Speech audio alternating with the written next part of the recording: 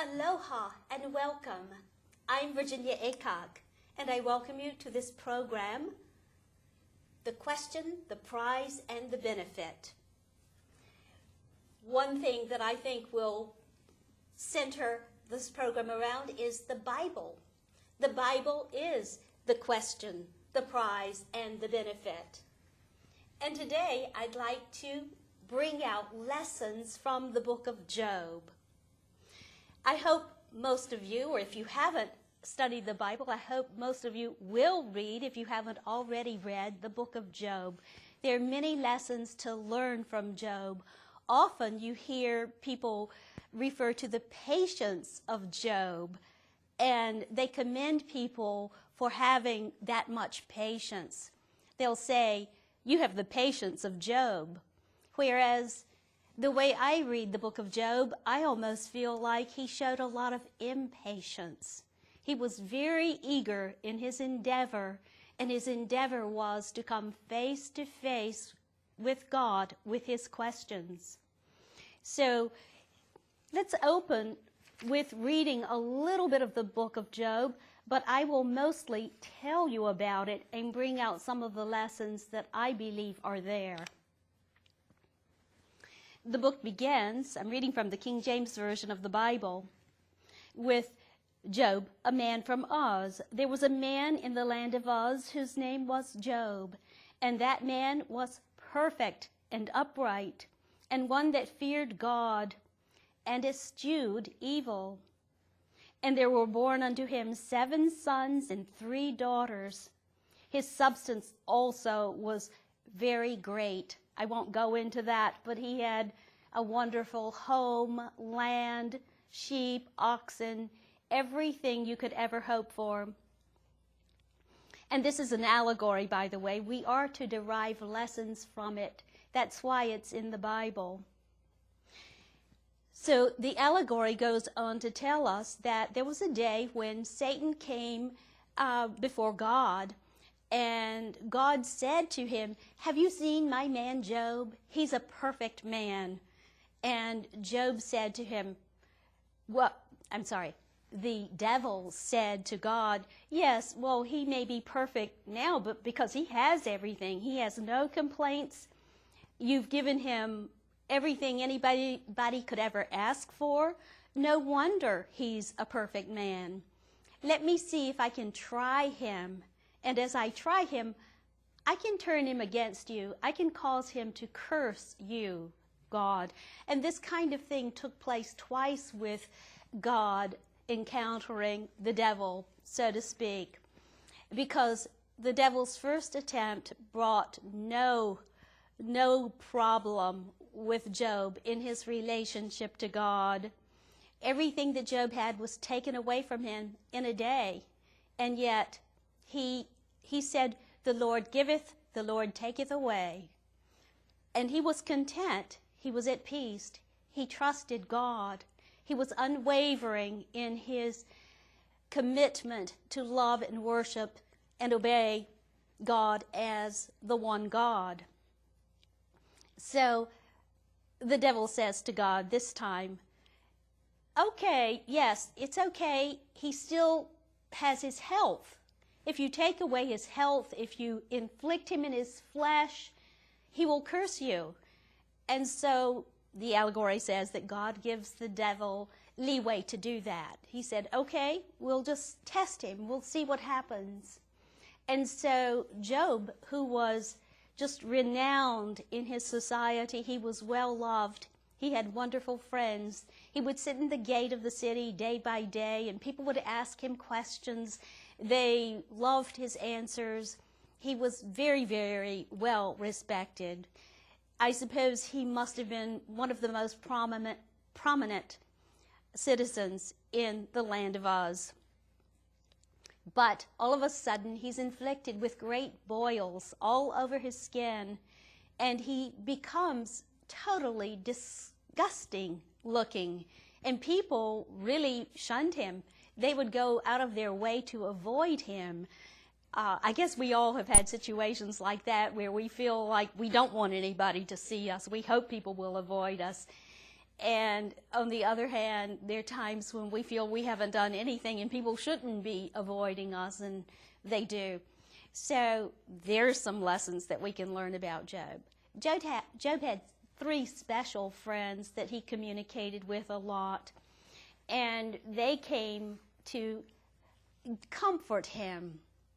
And each one of them, as they did this, one at a time, came and said, "But surely you've done something wrong. You have sinned. Otherwise you wouldn't have boils and this disgusting disease. Why don't you curse God or repent of your sins? That's really what you need to do." And Job was adamant that he had not sinned. He said that he had always obeyed God, that he knew that he had not sinned, and he didn't deserve this disgusting disease. So another one of his friends, the friends' names were Eliphaz and Bildad, and I have the names here. We'll go over them in a minute. So right now the third name is not just popping out at me, but there were 3 friends, and each one of them told him the very same thing. You know that you have sinned against God. You have broken the commandments. You have not loved your neighbor as yourself. Somehow you have committed a terrible sin, or this would not have happened to you. You wouldn't have had the loss of all your wealth and your family. But Job insisted, "I have not sinned. And you are miserable comforters. You are miserable friends. You are doing me no good whatsoever. I would take my case before God." This was what Job, the entire book of Job, the discussion throughout the book of Job, and the problem in the book of Job is that Job would take his case before God. He would see God face to face. He would ask God, "What's going on here? What do I need to see? What do I need to know? I have not sinned against you. What's going on?" So as Job continued to insist that God would not punish him because he had done nothing wrong, all of a sudden in chapter 38, and there are 42 chapters altogether, all of a sudden God answers Job out of the whirlwind. And Job, I like the fact that they say he answered Job out of the whirlwind. I think it must have really seemed like a whirlwind when for 37 chapters Job has been contending that I would talk with God. I would learn what I need to know from God, because you so-called comforters and friends are not doing me any good whatsoever, and you're absolutely mistaken. And so out of the whirlwind that certainly had been going on for practically the 37 previous chapters, the Bible reads, "Then the Lord answered Job out of the whirlwind and said, Who is this that darkeneth counsel by words without knowledge?" I think God is referring to Job's friends there. "Gird up now thy loins like a man, for I will demand of thee, and answer thou me." And then God goes on to describe his creating all things. And it's just really very beautiful and poetic the way God describes his power, his might, his understanding, his knowledge, his control of all that is going on. I'll read you just a little bit of that. This goes on for 3 or 4 chapters. Very well worth reading. And I can't read all of it today, but he says, "Where wast thou when I laid the foundations of the earth? Declare if thou hast understanding. Who hath laid the measures thereof, if thou knowest? Or who hath stretched the line upon it? Whereupon are the foundations thereof fastened? Or who laid the cornerstone thereof? when the morning stars sang together and all the sons of God shouted for joy? Or who shut up the sea with doors, that it brake forth as it had issued out of the womb? When I made the cloud the garment thereof, and thick darkness as a swaddling band for it.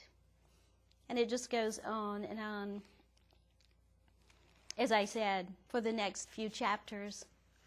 And then in chapter 42, Job finally responds to God. Chapter 42 is very interesting. I actually made some notes on that chapter. So here we have the solution to that problem, the problem of the whole book of Job, that the fulfillment of Job's quest has been answered. God came before him in the whirlwind, the voice out of the whirlwind, and spoke to him, and now he is answering God. He says, the Bible says, "Then Job answered the Lord and said, I know that thou canst do everything, and that no thought can be withholden from thee. Who is he that hideth counsel without knowledge? Therefore have I uttered what I understood not, things too wonderful for me, which I knew not. Hear, I beseech thee, and I will speak. I will demand of thee, and declare thou unto me." And this is a real key verse in here. "I have heard of thee by the hearing of the ear, but now mine eye seeth thee." I love that verse for several reasons. One of the reasons is today I looked up on a popular, for me it's a popular website that explores the Bible, and I would like to give you that URL so that you can look up and study the Bible for yourself in depth. I go to http://biblios.com, and there you can research any word, any particular word. You can go back into the Hebrew or the Greek lexicon. You will find Bible commentaries. You will find the parallel Bible. That means that you can compare various translations of the Bible for any verse or chapter or book that you may be interested in. What I was interested in this particular book was where Job said, "I have heard of thee by the hearing of the ear, but now mine eye seeth thee." So Job felt that he had won. He felt that he had the prize. He had won. He was able to converse with God, get his questions answered, get his peace restored. But he said, "I have heard of thee by the hearing of the ear, but now mine eye seeth thee." You would think that that would be a huge contrast, but my research showed today that both the idea of hearing by the ear and seeing by the eye are almost equivalent. So we know that what Job in this allegory had heard of God was deeply significant, because it enabled him to recognize that his friends were not giving him good counsel, that his friends were not asking the right questions, were not delving into the problem, which was that he had not sinned. That was the reality. But that he had this terrible disease come upon him, and he was an outcast in society now. His whole life had been transformed to one of evil and sorrow and sadness and disgust, yet he had that inner peace which enabled him to continue his love of God. That relates to the fact that he had heard about God with his ear. And because he had done that, he had adhered even through this great trial, this trial of Job.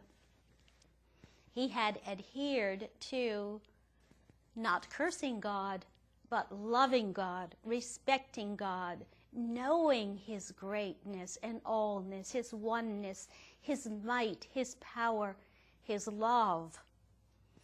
And so I think, since the word hearing of the ear, the words hearing of the ear and seeing of the eye, now mine eye seeth thee, I think actually Job is showing an intensified version of what he already knew, a confirmation of what he already knew. Not only have my ears heard of thee in the past, but now they hear of thee again from thee, and in a way I see thee, and this is more intense.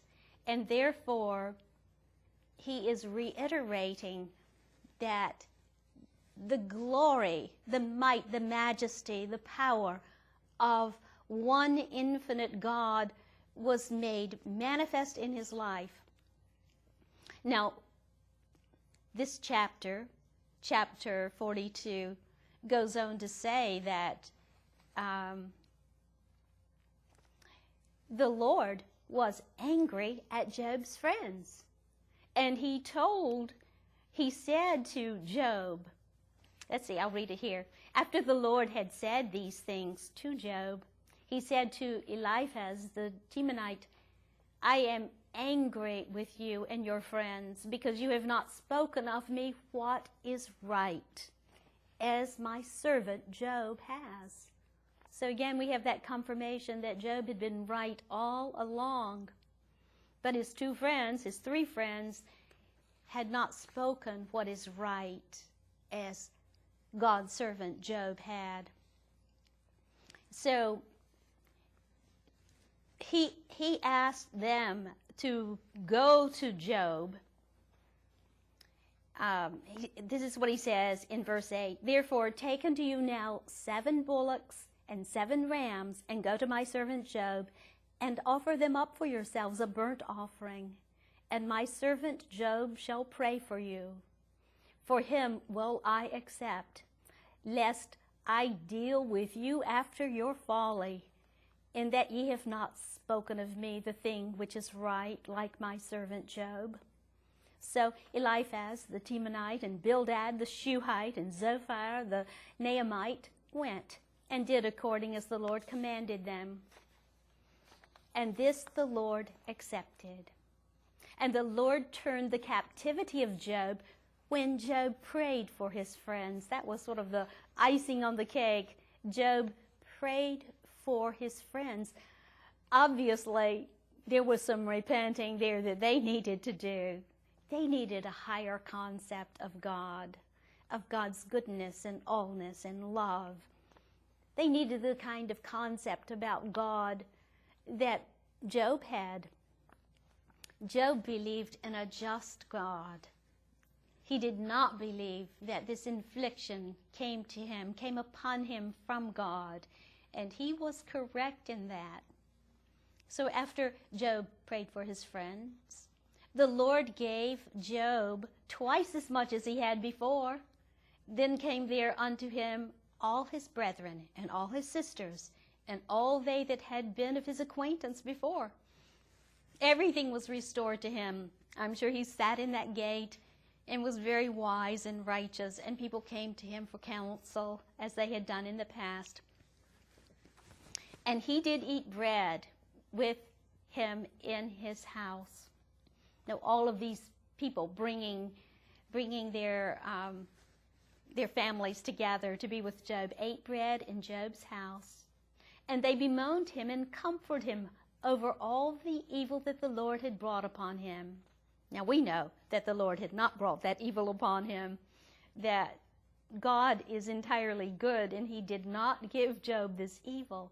He certainly seemed to, the allegory implies that he allowed it to happen, but look at the lessons that were learned through this trial. Reading more from the end of chapter 42. Every man also gave him a piece of money, and every one an earring of gold. So the Lord blessed the latter end of Job more than his beginning. For he had 14,000 sheep and 6,000 camels and 1,000 yoke of oxen and 1,000 she-asses. he had also 7 sons and 3 daughters. That's what he had had before, but they were all wiped out in a day. All of his oxen and sheep were wiped out in a day, but all of this is restored. And he called the name of the first. It's very interesting here that the Bible names the names of the 3 daughters that Job had. It does not name the names of the sons. And he called the name of the first Jemimah, and the name of the second Keziah, and the name of the third Karen-Happuch. And in all the land were no women found so fair as the daughters of Job. And their father gave them inheritance among their brethren. Remember, way back when, the women were not allowed to inherit. In Bible times, there's another story where through prayer, a prophet reveals that women in a certain family were to be inheritors in the land of Egypt, in the land of Israel. So these women, the daughters of Job, were to inherit. And after this lived Job 140 years, and saw his sons and his sons' sons, even 4 generations. So Job died, being old and full of days. So those are lessons that we can gain from the book of Job. And I'm going to relate those to the overall title of this program. The question, the prize, and the benefit. Job was asking the right question. He was asking the question, why can't I come before God and take my case before God? The prize was that because he so desired this and prayed this and refuted the bad counsel of his friends, the prize was that God did come before him. God did speak to him out of the whirlwind. God did give him greater understanding than he had ever had before. Remember, his hearing of the ear had advanced to also seeing with the eye, having his understanding, his love, his faith, his conviction that God was good, loved him, that God was just, would not punish him. Those were his convictions, and they were intensified. So that was the prize. What was the benefit? Well, the benefit had a concrete manifestation in the life of Job. He had lost nothing. He not only had learned all the lessons that he could go through a fiery trial and come out unscathed and be blessed with the benefit of the love of friends and family, the comforts of life, and all good being right there at hand, including 7 sons and 3 beautiful, fair daughters who are named. And speaking of names, I'm Virginia Aycock. I'm glad you've joined me here. I said in the beginning that the Bible is the question, the prize, and the benefit. And now I'm ending with God is the question. The source of all things must also be the question. God is the question, the prize, and the benefit. Hope you'll join me again. Thank you. Aloha.